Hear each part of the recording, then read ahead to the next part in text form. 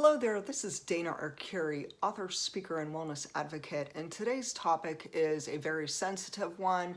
It is something that I've been pondering and thinking about, and each time I've done a video, I review it and say, nope, I don't think that's really getting to the heart of the matter. So instead of following a ton of notes, because I'm always doing my research and always having notes and so forth to help build awareness and advocate for a wide variety of topics. But today's topic is to do with suicide. It is the World Suicide Prevention Day, as well as today begins the National Suicide Prevention Week. And so this is a heavy-hearted topic. There are so many people who've lost loved ones to suicide. There are also many people, such as myself, who have attempted suicide for various reasons. The reason I think this topic is just a hot button, where it could really push some hot buttons for different people, and it could really stir up a lot of emotions and sadness, is that suicide is the most misunderstood epidemic in our world. Every day we hear on the news about one person or another, famous or not, that they've committed suicide, and it's extremely heartbreaking. The reason it hits home for me is because 10 years ago I was diagnosed with fibromyalgia. And depression does go hand in hand with fibromyalgia. When someone is dealing with debilitating chronic pain, it's very common that they have anxiety and depression on top of the physical aspect of it. So there's always this underlying emotional situation going on where there could be a lot of sadness, there could be anger, there could be grief, there's this loss. When you're diagnosed with an autoimmune condition or chronic pain or some kind of injury, there is this initial grief because you're dealing with the loss of your health, possibly the loss of your job, the dream and the purpose that you've had for your life. You may lose your family, you may lose your home, you may lose your independence, you may have to get on Social Security disability, in which we already know, most people know, that is not a day at the beach. There's a lot of limitations when it comes to governmental assistance. And so if we really start looking at the whole subject of suicide, there's people who have many different opinions. I mean, today I was scrolling through and someone was sharing about this World Day of Suicide Prevention, and she was talking about that many years ago she attempted suicide, and she shared her story, and she was talking a lot about the spirit of sorrow, or a spirit of depression and a spirit of death. That's not what I'm talking about, people. I'm not talking about no spiritual kind of stuff going on. No, no, no. My topic is leaning towards medicine. You see, there's a lot of pharmaceutical prescriptions available today worldwide that has black box warnings for a suicidal ideation, different suicidal thoughts, behaviors, and people who just kill themselves because they are prescribed a prescription that does have this black box warning, in which their life spirals out of control and they reach the end, the ultimate brink of despair. They change. They're not the same. You see, this chemical, so many. I mean, we're not just talking some Cymbalta, benzodiazepines, gabapentin, Prozac. There's so many prescriptions, even when you watch the news, and there's all these talks about different suicides, different medications, and then we're watching TV and we're slammed back to back with all these commercials and TV ads for a wide variety of pharmaceutical prescriptions, and in the little notes it says, it's a warning, and it'll just give a tiny little information saying it could cause suicidal thoughts, suicidal ideation, it could cause depression, it could cause worse anxiety, it could cause hostility, aggression, major changes in your moods, and then it says, of course, if so, call your doctor or contact a 1-800 Suicide Hotline. My problem with that, and the reason I'm really blowing the whistle on it, is it's an epic fail. The fail is this. Many people have tried contacting their physicians or going to the emergency room or contacting a hotline. They were desperate. And in the midst of their dire circumstances, they're either A, turned away. Number 2, their symptoms are minimized. Number 3, they're discharged or they're told there's nothing that can be done for them. There are often cases where people are told, no, you're not feeling that. No, that's not true. No, that drug does not do that. And yet, these people are experiencing suicidal ideation. These people are experiencing horrific, skyrocketing anxiety, palpitations in their heart, racing thoughts, racing heartbeat, changes in their personality. They look in the mirror and they don't even recognize themselves. And I know this from personal experience because back in 2009, I was prescribed Cymbalta for the fibromyalgia and the back pain and herniated discs.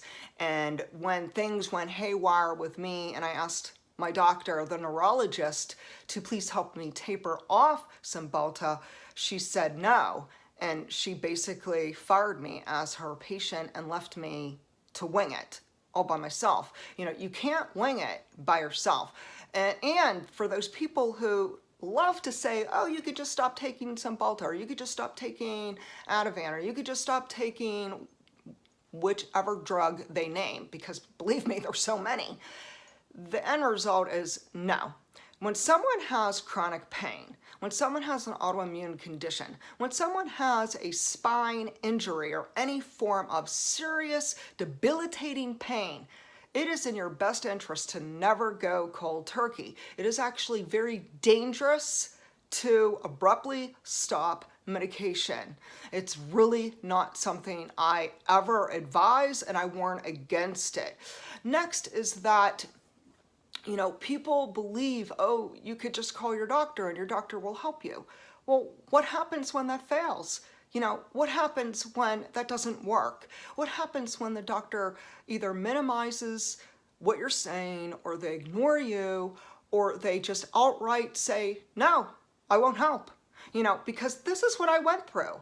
I am not alone in this. And I'm blowing the whistle. I'm blowing the whistle on our medical community and our hotlines today for suicide because it is an epic failure.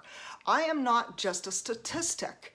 I am not just one single person. This is not just a one-time thing. The sad part about it is this is an epidemic. And today I am just being the voice for the voiceless. I am the hope for the hopeless, because this has got to stop. The epidemic must come to an end. The stigma on suicide has got to be shattered. We have to start telling our stories, people. We have to start being authentic and being real and sharing the true facts of what we're going through, and to say no more. No more of this nonsense with medical madness, thinking that all they have to do is just quickly write a prescription for you and set you on your way, and that magically, oh, everything will be perfectly fine. That's the furthest from the truth. You see, if you are already prescribed one medication or more than one medication, and you're already going through some horrific experiences, negative side effects, maybe you have too much serotonin or dopamine in your system, maybe your central nervous system is totally going haywire, or your neurotransmitters are not balanced, you're not well, you are not doing well physically, cognitively, or emotionally. This is a desperate situation in which people are going to their physicians, or they're calling the hotlines, or they're seeking help in psych units or emergency rooms, and they're turned away. Every day, countless patients are told no. They're told Either it's not real, or it's minimized, or they're actually just told that they're a drama queen and they need to just get with it, get thicker skin. This is a very serious situation in which it's not about drama. It's not about getting thicker skin. It's about real life, real people, real problems, real struggles.